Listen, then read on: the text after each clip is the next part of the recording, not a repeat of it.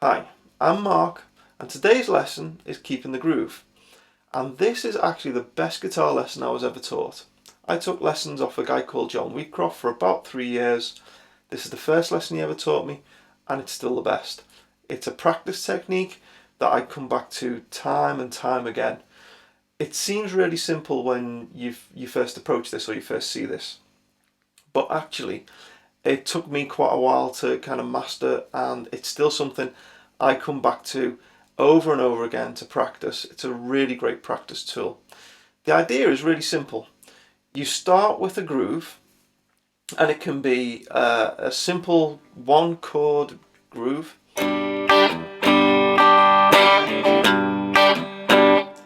and you keep that playing in your mind as you stop playing the rhythm part and play some lead licks and then go back.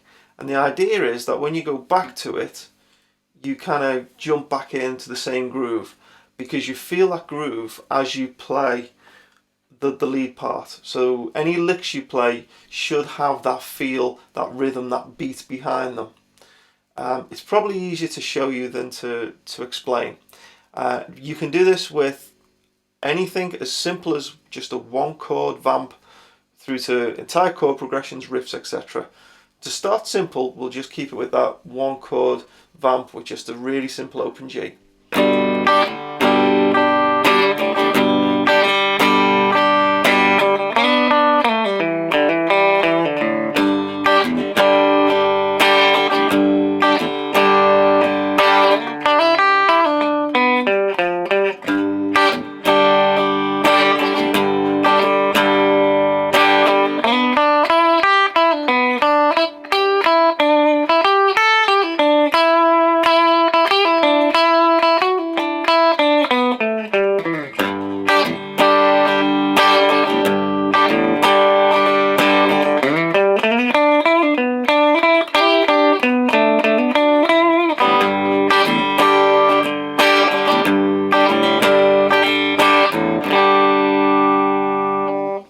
So you see, all I'm doing is I'm keeping the rhythm part going, I'm jumping off to improvise some licks, and then I'm jumping back to the rhythm, and keep flipping between those two things. And that's basically the principle of it. It sounds really easy. When I first approached this, I found it quite difficult.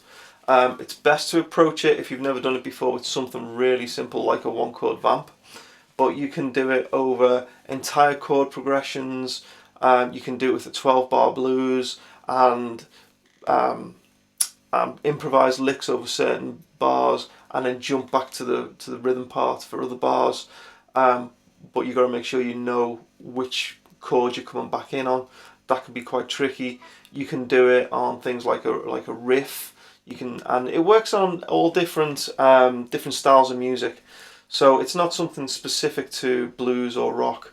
You can use it for country or jazz, funk, pop, whatever your style of music is.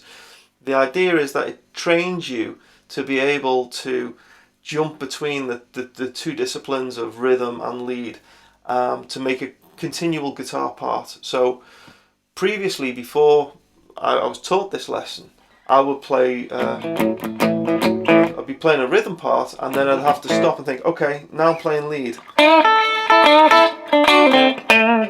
And the two things wouldn't gel, wouldn't marry up. So this lesson, this exercise, is just a way of being able to practice going from one to the next and back again, to make it seamless, so that when you're in a gig situation, you can jump between the two and improvise some licks and jump into a solo, etc., without dropping a beat. And it really improves your lead playing as well, because it keeps you thinking of that groove, that rhythm in your lead playing.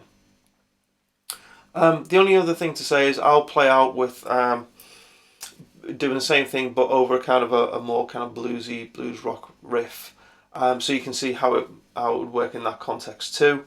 If you've liked the lesson, please check out my other lessons, leave me some comments, etc. I'll see you again.